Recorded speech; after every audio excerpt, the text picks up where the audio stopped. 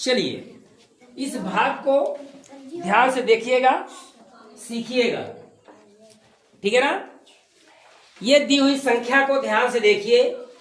बहुत छोटा सा भाग है, छोटा इसलिए दिख रहा है क्योंकि इसका भाजक वाली संख्या बहुत छोटा है, ओनली 3।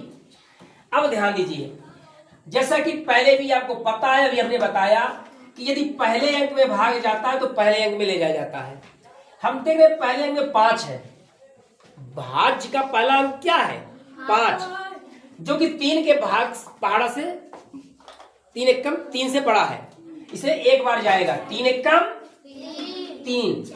यहां 5 के नीचे हमने 3 लिखा, घटाया कितना बचा 2। अब ये एक अंक हमने यहां उतारा 1, अब हो गया 21। अब 3 का हम पढ़ा पड़े कि 21 से ज्यादा ना हो, 3 सत्ते 21 पूरा ले जा सकते हैं, 3 सत्ते 21। यहां हमने लिखा 21, माइनस किया, घटाया, कुछ नहीं बचा, क्योंकि 1 में 1 घटा कुछ नहीं बचा, 2 में 2 घटा कुछ नहीं बचा। अब देखिए जब यहां शेष कुछ ना बचे तो नीचे 0 उतारने की आवश्यकता नहीं है, जो भी भाज्य का 0 है ये दोनों 0 आप भागफल में उतार दीजिए। ध्यान दीजिएगा, अगर यहां शेष कुछ नहीं बचा है घटाने पर और अगला अंक 0 है भाज्य में, तो वो भागफल में उतार दीजिए जितने 0 हों। अब ये 1 उतारिए, यहां पर ये 0 दोनों हमने यहां उतार दिया भागफल में। अब ये 1 यहां नीचे उतारिए, 1 उतारने पर भाग जा रहा है, नहीं जा रहा है क्योंकि 3 से छोटा है, तो पुनः एक 0 बढ़ा करके अगला अंक उतार लीजिए 1 के बगल में।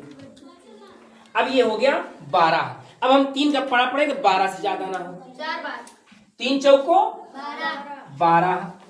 यहां हमने पूरा 12 तक ले गया, कुछ नहीं बचा। अब यहां भी कुछ शेष नहीं बचा और अगला अंक ये 0 है उतारने के लिए, तो यहां नीचे के बजाय आप भागफल में उतार लीजिए। अब अगला अंक उतारिए 1 उतारने पर भाग जा रहा है, क्या भाग 1 में जाएगा भाग? नहीं जाएगा, तो उसके बदले में आपको 0 और बढ़ाना होगा, क्योंकि कोई भी अंक नीचे उतारने पर यदि भाग नहीं जाता है तो उसके बदले में 0 भागफल में बढ़ा करके अगला अंक उतारते हैं। अब अगला अंक आगे है नहीं, इसलिए अब ये कंप्लीट हो गया, ये अब शेष माना जाएगा 1, और ये आपका भागफल सही है। भागफल अब ये आपका सही है। आप देखिए कितना आया भागफल, इकाई, दहाई, सैकड़ा, हजार, 10,000, लाख, 10 लाख, करोड़, 1,70,00,400। कितना आया 400। ये हुआ आपका भागफल।